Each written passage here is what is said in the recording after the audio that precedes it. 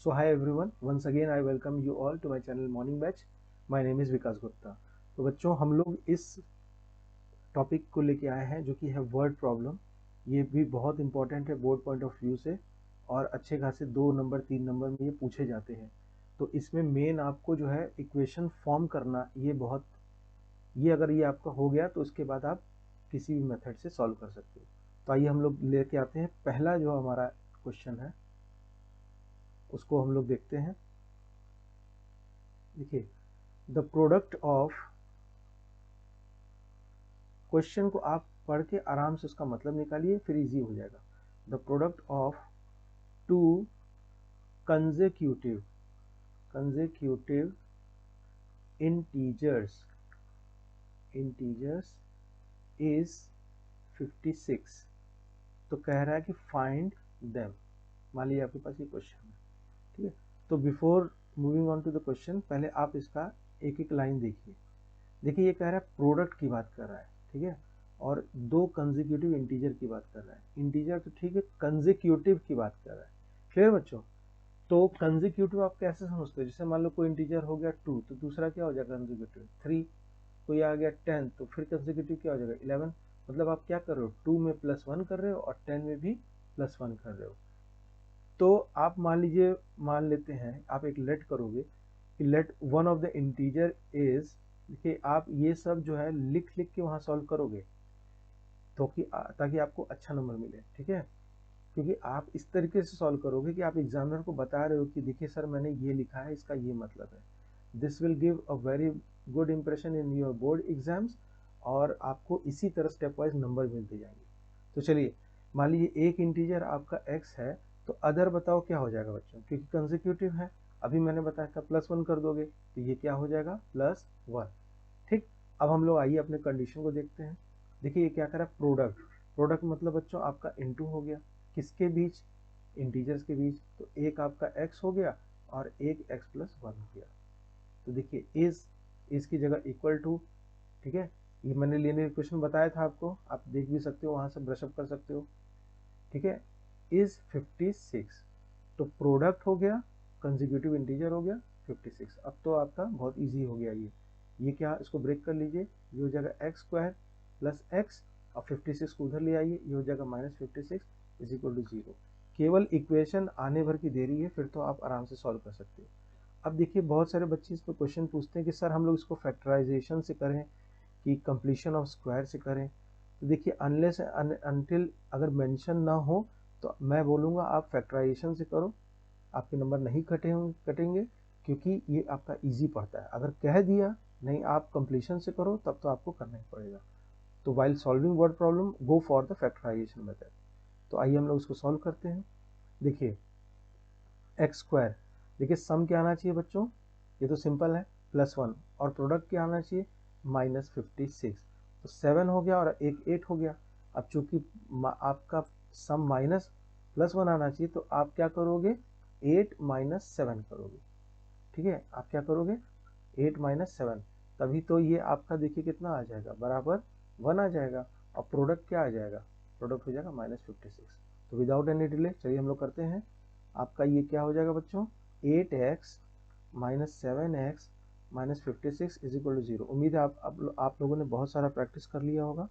अब देखिए, x + 8 - 7 x+8, देखिए माइनस प्लस माइनस हो जाएगा, ठीक है।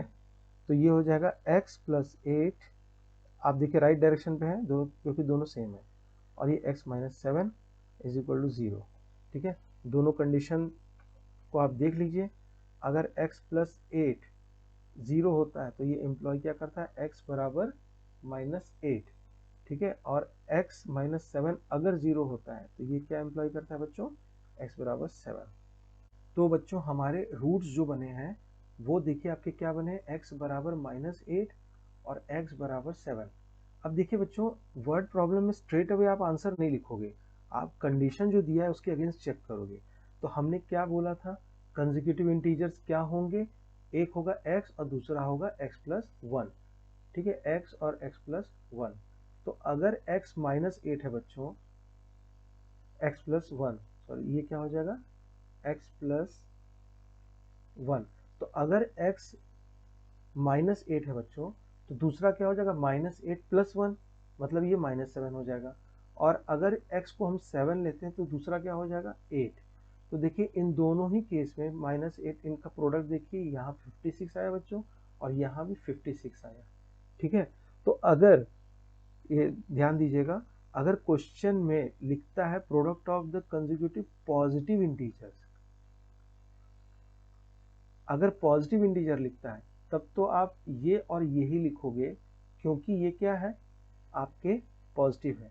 अदरवाइज आपके ये चारों ऑप्शन सही होंगे। ठीक है, तो हम मान लीजिए इस क्वेश्चन में एक ऐड कर देते हैं, एक और फिल्टर लगा देते हैं।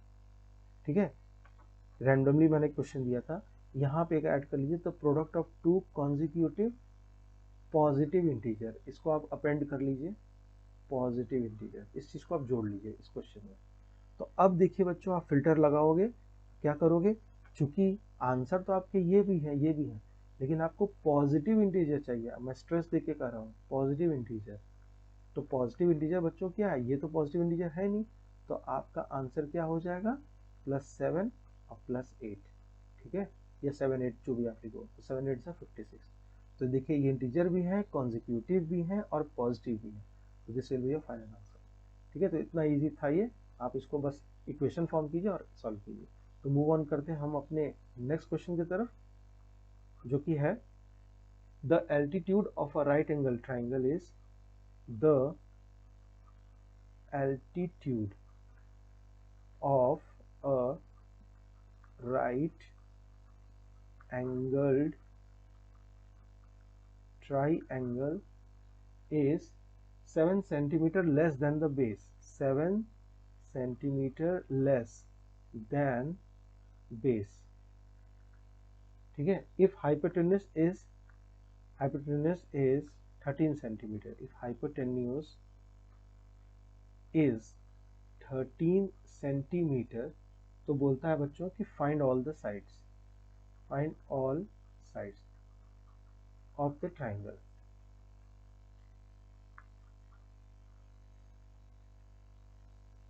ठीक है, तो अब देखिए इसमें मैं मान के चल रहा हूँ कि आपको राइट एंगल ट्राइंगल का कंसेप्ट क्लियर है। जैसे राइट एंगल ट्राइंगल होता है ना, ये 90 डिग्री हो गया, इसके सामने आपका हाइपोटेन्यूज हो गया। ठीक है, ये एंगल कंसिडरेशन आपका ये बेस हो गया, और जो बचा हुआ है वो परपेंडिकुलर हो गया। तो देखो बच्चों, मैंने बताया था कि जो गुड क्वेश्चंस होते हैं आपके, जो ट्रिकी क्वेश्चंस होते हैं बोर्ड में, वो मोर देन 2 कंसेप्ट होते हैं, मोर देन 2 कंसेप्ट। तो देखिए यहाँ पर आपका एक तो क्वाड्रेटिक इक्वेशन लगा दिया है, और दूसरा आपका पाइथागोरस थ्योरम भी चेक कर लेगा ये क्वेश्चन में। ठीक है, तो ये बहुत ही अच्छा क्वेश्चन है। आइए इसके सॉल्यूशन को हम लोग देखते हैं। पहले जो आप जानते हैं वो लिख लो, पाइथागोरस थ्योरम क्या कहता है, पहले आप इसको लिख लो, क्योंकि आपको साइड को निकालना है तो पाइथागोरस थ्योरम लगाना ही पड़ेगा, क्योंकि राइट एंगल ट्राइंगल है। तो पाइथागोरस थ्योरम बोलता है h square is equal to p square plus b square. तो एक कंडीशन तो बच्चों आपको यहाँ से मिल गई। दूसरा कंडीशन देखिए आप क्या बोला है, कि जो एल्टीट्यूड है वो 7 लेस है बेस से। एल्टीट्यूड मतलब बच्चों परपेंडिकुलर, तो परपेंडिकुलर क्या है, बेस से, मतलब बेस से 7 लेस है। क्लियर, तो एक तो आपका ये बन गया। ठीक, तो और एक मिनट, हाइट कितना दिया, सॉरी हाइपोटेन्यूज दिया 13, तो आप इसको रीराइट कर लीजिए, ये 13 का स्क्वायर हो जाएगा p square plus b square, तो 169 is equal to p square plus b square. 169 is equal to, बच्चों देखो यहाँ से आप पी की वैल्यू ले लो। ठीक है, मैं इसको रेड पेन से लिख ले रहा हूँ, ये जो आप पी की वैल्यू है आप इसको यहाँ पर ले लो। ठीक, तो p कितना हो जाएगा बच्चों, b -7 का होल स्क्वायर और प्लस बी स्क्वायर। देखिए सारा कुछ आपका एक वेरिएबल में आ गया, तो आपका ये क्वाड्रेटिक बनने जा रहा है। तो 169 इज इक्वल टू, एक्सपेंड कर लीजिए, b square plus 49 minus 14b plus b square, केवल मैथमेटिक्स है और कुछ नहीं बच्चों। ये हो जाएगा 2b स्क्वायर, ठीक है, और माइनस 14b, और ये देखिए 49 है और 169, 169 और 49 कितना हो गया बच्चों, 120। ठीक है, ये इधर आ जाएगा तो माइनस हो जाएगा, माइनस 120 इज इक्वल टू 0। 2 से आप इसको डिवाइड कर दीजिए, क्योंकि 2 कॉमन दिख रहा है, तो b square minus 7b minus 60 is equal to 0। Clear बच्चों? अब देखिए 60 को आप यहाँ पर फैक्टर आप कर लीजिए, या तो आप इसको क्लियर ऐसे भी दिख रहा है, देखिए 12 5 है 60, ठीक है। आप इसको 2 2 में भी लिख सकते हो, डायरेक्ट भी आपको दिख रहा है, प्रैक्टिस से ही आएगा। आप with practice you will come to know this observations. तो देखिए बी स्क्वायर 12 5 है 60 होता है, और आपको -7 लाना है। तो आप क्या इसको ऐसे लिख सकते हो, -12b और +5b -60 इज इक्वल टू 0। ये आपको प्रैक्टिस से ही बच्चों आएगा। देखिए -7b है ना, ये देखिए -7b है और -60 है, तो 12 5 है 60 और -60, ठीक। तो आइए इसको हम लोग सॉल्व कर लेते हैं। b कॉमन ले लेते हैं, ये हो जाएगा b -12 plus 5b -12 is equal to 0। तो b -12 और b plus 5 is equal to 0, ठीक। अब देखिए इसमें रूल आउट करके, मैंने पिछले बार बताया था रूल आउट करके ही बताओगे। तो एक आप ले लीजिए b plus 5 is equal to 0, which implies that केवल आंख बंद करके आंसर नहीं लिखोगे। अब आप यहाँ बताओगे सिंस साइड, बेस क्या है बच्चों, साइड है, साइड कैन नॉट बी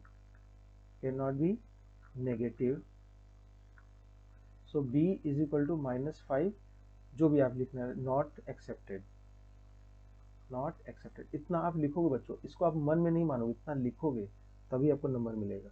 दूसरा देखिए b -12 इज इक्वल टू 0, तो b इज इक्वल टू 12, तो बेस आपका बच्चों 12 आ गया, ठीक है। अब आप इसमें पुट कर लो, बेस 12 आ गया। एक और कंडीशन क्या थी, p is equal to b -7, तो p is equal to b -7, तो p is equal to 12 -7 is equal to 5। तो परपेंडिकुलर बच्चों आपका आ गया 5, बेस आ गया 12, और हाइपोटेन्यूज तो दिया ही था 13। तो तीनों साइड्स आ गए कि नहीं बच्चों? तो इतना इजी था ये बच्चों, ठीक। तो बस आपको क्या करना है, देखिए इसमें आपको पाइथागोरस थ्योरम अप्लाई करना है, दो कंडीशन, और उसके बाद सब कुछ एक वेरिएबल में ले आना है, और आपके पास ये सोल्यूशन होगा। तो था ना इजी बच्चों ये? तो मूव ऑन करते हैं नेक्स्ट क्वेश्चन की तरफ। तो आइए बच्चों हम लोग नेक्स्ट क्वेश्चन की तरफ चलते हैं, जो कि है the sum of area of two square. देखिए यहाँ पर ये क्वेश्चन बोल रहा है sum of area of two squares, ठीक है। देखिए ज्योमेट्रिकल फिगर है, स्क्वायर इज 468 मीटर स्क्वायर, एक तो कंडीशन आपका यहाँ से फुलफिल हो जाएगा। फिर बोल रहा है अगर difference, if difference of their perimeter, देखिए यहाँ पर आपका एक मेंसुरेशन भी टेस्ट हो जाएगा आपको formula. If difference of the perimeter is 24 metre, 24 metre, तो पूछा है find the sides, find sides. ये क्लियर है कि दोनों स्क्वायर का, ठीक है, अप टू स्क्वायर, ठीक है। तो आप आइए हम लोग इसको सोल्यूशन करते हैं। देखिए आपका दो स्क्वायर दिया हुआ है, आपका दो स्क्वायर दिया हुआ है, ठीक है। तो आपका मान लीजिए अगर एक ए मान लीजिए और दूसरे का बी मान लीजिए, यही तो दो स्क्वायर होंगे। तो पहले कंडीशन को हम लोग चेक करते हैं, कह रहा है sum of area of two square, तो इसका बच्चों एरिया क्या हो जाएगा ए स्क्वायर, और इसका एरिया कितना हो जाएगा बी स्क्वायर। कह रहा है इन दोनों का सम, तो सम कितना हो गया 468 मीटर स्क्वायर, ये आपका पहला कंडीशन हो गया। दूसरा देखिए, दूसरा कंडीशन बच्चों ये कह रहा है कि डिफरेंस ऑफ द पेरीमीटर, तो पहला पेरीमीटर तो आपका 4 हो गया, दूसरा 4 भी हो गया, इन दोनों का डिफरेंस कितना दिया है 24। तो आप इसको 4 कॉमन ले लीजिए, a minus b is equal to 6 हो जाएगा। क्लियर, आपका a माइनस बी 6 हो जाएगा, ये आपका दूसरा कंडीशन हो जाएगा। अब आप क्या करो, सब कुछ आपको एक वेरिएबल में चाहिए ना, तो किसी एक की वैल्यू उठा के आप इसमें रख दो। तो आपका देखिए क्या हो जाएगा, a square plus b square is equal to 468। आप इसमें रख दो, ए की वैल्यू कितनी होगी, यहाँ से देखिए b प्लस 6, तो b प्लस 6 का whole square plus b square is equal to 468, ठीक है। ये आपका सब कुछ एक वेरिएबल में आ गया, यहीं पे मैं इसको लिख लेता हूँ। ये क्या हो जाएगा b square plus 36 plus 2 6 12b plus b square is equal to 468। ठीक है, यहाँ पर मैं इसको सॉल्व कर लेता हूँ। बी स्क्वायर कितना हो जाएगा 2b स्क्वायर। ठीक है, और ये क्या हो जाएगा 12b। ठीक है बच्चों, और उसके बाद देखिए इसको आप यहाँ ले आइए। ठीक है, तो 468 और 36 आप माइनस कर लीजिए, 862 हो जाएगा, 633 हो जाएगा, और ये हो जाएगा 4। ठीक है, तो ये बच्चों होप का हो गया, ये वाला इधर आ जाएगा, तो -432 इज इक्वल टू 0। क्लियर। अब आपको दिख रहा होगा कि इसमें 2 कॉमन है, तो आप 2 से डिवाइड कर दीजिए, तो बी स्क्वायर प्लस 6b, जितना इजी कैलकुलेशन आप कर सकते हो कर लिया करो। तो -2 2 ज़ा 4 और 16 इज इक्वल टू 0। ठीक, अब आप किसी भी मेथड से करो, मैं इसको एडवाइस दूंगा फैक्टराइजेशन करो, वो ज़्यादा इजी पड़ेगा। तो 216 का फैक्टर आप देख लीजिए, 2108, फिर 2 से ले जाओ 54। ठीक है, फिर इसको आप डायरेक्ट देख लीजिए, 9 6 ज़ा 54। तो बच्चों देखिए यहाँ पर आप देखिए एक बन सकता है 9 2 ज़ा 18 और 6 2 ज़ा 12। तो यहाँ पर देखिए 18 और 12, देखिए आपको कुछ दिख रहा है 6, तो आइए हम इसको रिराइट कर लेते हैं। ये हो जाएगा बी स्क्वायर और प्लस 6 लाना है तो 18b और माइनस 12b, तो ये 6b हो जाएगा, और इन दोनों का प्रोडक्ट लोगे तो -216 हो जाएगा। ठीक, अब इसको आप कॉमन लीजिए, b प्लस 18 माइनस 12, अब b यहाँ पर माइनस लाना है तो प्लस, और 12 18 का आपका कितना हो जाएगा 216 हो जाएगा। ठीक है, तो ये आपका हो जाएगा 18 इज इक्वल टू 0। तो b माइनस 12 और b plus 18 is equal to 0। अब फिर से बच्चों बहुत ही प्रिकॉशनरी, आप तुरंत आंसर नहीं लिखोगे। तो देखिए b प्लस 18 अगर 0 होता है तो ये एम्प्लॉय करता है क्या, b बराबर -18। बच्चों यहाँ साइड की बात हो रही है, और आप लिखोगे b is equal to -18 not a solution, because आप इतना लिखोगे तभी नंबर मिलेगा, because side can not be less than 0। Clear. तो दूसरा आपका क्या विकल्प है, b minus 12 is equal to 0, जो कि एम्प्लॉय करता है b बराबर 12। ठीक है, तो b बराबर 12, और दूसरा क्या एक बताया था आपने, देखिए इधर कोई एक में भी आप रख लीजिए, a square plus b square, या तो सिंपल रख लीजिए a minus b is equal to 6, इस वाले कंडीशन में रख लीजिए a minus b is equal to 6। तो आपका हो जाएगा a minus b is equal to 6, तो a माइनस 12, b की वैल्यू 12 है, is equal to 6, which implies that a is equal to 12 plus 6 18। ठीक है, तो आपके पास a 18 हो गया, b 12 हो गया। ठीक है, तो यही तो आपने माना था, एक स्क्वायर को आपने a माना था, तो आप लिख सकते हो इसके बाद साइड्स ऑफ, आप इसको वेरीफाई कर लीजिएगा। ठीक है, वो आप कंडीशन में रखोगे, देखिए आप देख भी लीजिए, b माइनस ए 18 माइनस 12 बराबर 6, एक कंडीशन आपकी सेटिस्फाई होगी, तो ये सही है।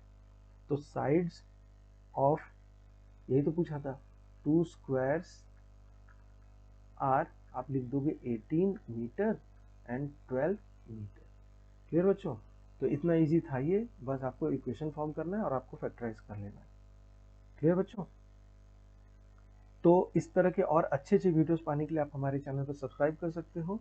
वीडियो अच्छा लगा हो, रियली हेल्पफुल लगा तो आप इसको शेयर लाइक कर देना। नेक्स्ट वीडियो में हम लोग मिलते हैं, नेचर ऑफ रूट वगैरह को समझते हैं।